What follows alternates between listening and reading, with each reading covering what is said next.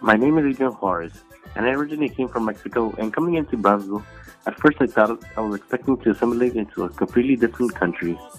To my surprise, I quickly realized that it's almost as if I was just in a cleaner Matamoros.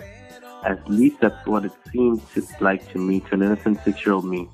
All the kids and teachers would just speak in Spanish to one another and would even celebrate the same holidays as in Mexico.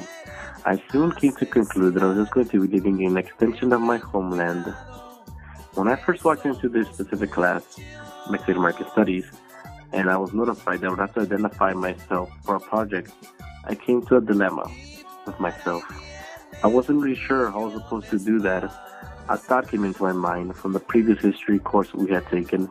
We were currently learning about the Aztec Empire and the way they lived. There was one narrative that struck me. The Mayans would have a town plaza where on Sundays all the locals would walk around and shop in the mercado they had then. Not only that, but groups of boys and girls would walk along, and if they found interest in each other, would let each other know how they felt.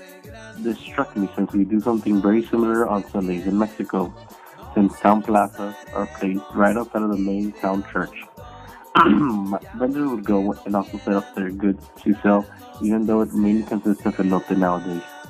This comparison made me realize how much our culture revolves around our roots, and even if we try to stray away from it, we'll still be tied down to it. The whole going to church on Sundays and going to the plaza was also a way where a lot of relatives and friends would meet up. It wasn't only my family though, but most families would do the same and usually proceed to have lunch together. Adding to the previous thought, a particular observation that I have noticed was the effects of the death of my grandma had on the family as a whole.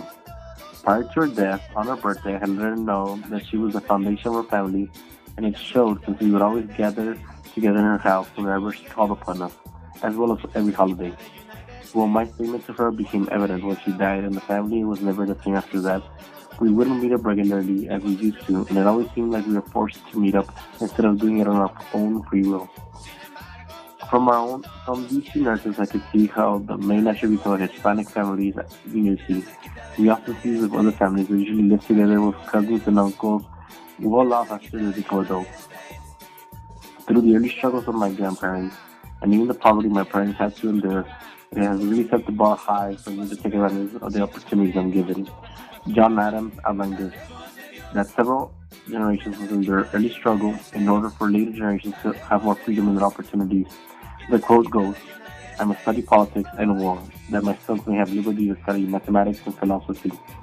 My sons ought to study mathematics and philosophy, geography, natural history, naval architecture, navigation, commerce, and agriculture in order to give their children a right to study painting, poetry, music, architecture, statuary, tapestry, and porcelain.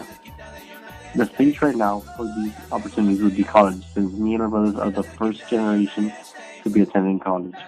My choice in major reflects what my father and mother had first pioneered by opening up their own businesses, since I'm a business marketing major now. I hope to follow in their footsteps and eventually open up my own business.